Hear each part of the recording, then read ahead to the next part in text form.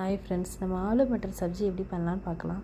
First எண்ணெய் வச்சுட்டு சீரகம் போட்டுக்கலாம், கொஞ்சம் வெங்காயம் சேர்த்துக்கலாம். ஒரு வெங்காயம், மீடியம் சைஸ் வெங்காயம் நல்லா வதங்க. இந்த பச்சை பட்டாணி சேர்த்துட்டு பச்சை பட்டாணி வதங்கையும் இஞ்சி பூண்டு பேஸ்ட்டு 1 டீஸ்பூன் சேர்த்துக்கலாம். நல்லா வதங்கையும் மஞ்சத்தூள், தனியாத்தூள், கரம் மசாலா, காஷ்மீரி மசாலா எல்லாம் சேர்த்து நல்லா வதக்கிட்டு ஒரு 3 தக்காளியை 10 நிமிஷம் வெந்நீரில் போட்டு நல்லா வேக வச்சுருக்கேன். கீரை விட்டுட்டு நல்லா ஆறையும் தோலை உரித்து நல்லா மையம் அரைச்சி எடுத்துக்கோங்க. அதுதான் டொமேட்டோ பியூரி, அதில் நம்ம ஆட் பண்ணிக்கலாம்.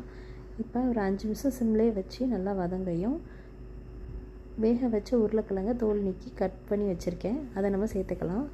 அதை சேர்த்துட்டு நல்லா ஒரு 5 நிமிஷம் வதங்கிட்டு நம்ம இப்போ கொஞ்சம் தண்ணி ஊற்றிக்கலாம். கொஞ்சம் உப்பு போட்டுக்கலாம், தேவையான உப்பு போட்டு சிம்லேயே ஒரு 10 நிமிஷம் வச்சிட்டிங்கன்னா போதும். நம்ம சூப்பரான ஆலு மட்டர் சப்ஜி தயாராகிருச்சு. இது நம்ம பூரிக்கு ரொம்பவும் டேஸ்ட்டாக இருக்கும். இந்த வீடியோ உங்களுக்கு பிடிச்சதுன்னா லைக் அண்ட் சப்ஸ்கிரைப். தேங்க்யூ.